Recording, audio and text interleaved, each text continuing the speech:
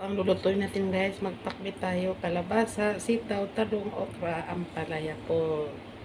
Yan po ang ating lulutuin. Hipon, ayan.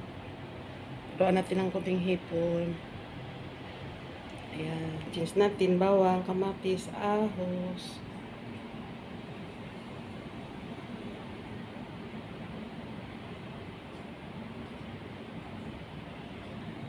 Bagoong po tayo na dilis. Ayan, ihalo po natin ang bagoong. Ito na, ano na tayo magluto. Mag-umpisa na po tayo magluto, guys. Lutong bahay po. Ito ang ulam ko ngayon. Lagay ko po yung ahos po. Ayan. Bawang puti muna tayo. Mahirap magawa ng video, mag-iisa tayo, mahirap po. Ayan, may sibuyas na po. Ayan. Pasensya na po kayo kasi mahirap magawa ng video na tayo-tayo lang mag-isa. Ayan. Ayan po. May kamatis na po. Ayan.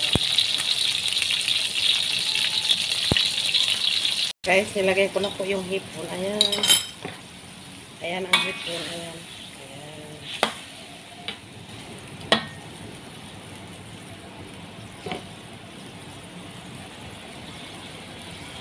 At ilagay na rin natin ang kalabasa. Ilagay ko na po ang kalabasa po. Dahil mahirap po mag-video na mag-isa, kaya nilagay ko na si kalabasa. Hintayin natin maglambot ng konti at ilagay natin si ampalaya, talong po. Ayan. Ayan. Ay naku. Ayan po siya.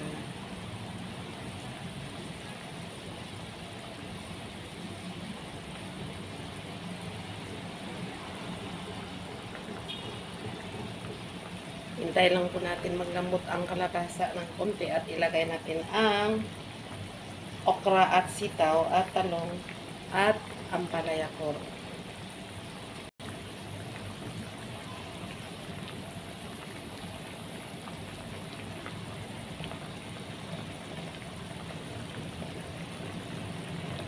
Ayan, malambot na. Ilagay na natin si ampalaya. Ayan. Ayan po. Ilagay natin si ampalaya. Ayan po. Ito na po yung ating niluto, guys. Ayan po. Takpan natin para maluto agad. Ayan.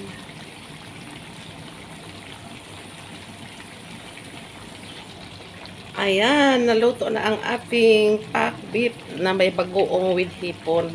Bagong version po ito guys, with hipon na pakbit. Para malasa lang po. Ayan, luto na po. At thank you po sa lahat na magsuporta at mag-like at nag-subscribe sa akin. Alam mo lahat ng nag-subscribe sa akin, malaking tulong po kasi matagal na po ako nag-YouTube. Hindi pa ako nagkasahod. Salamat po sa inyo. Thank you po sa lahat ng nagsuporta. God bless all. Thank you po.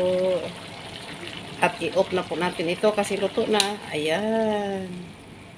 At naluto na ang ating pakbit. Thank you po. God bless. I love you all.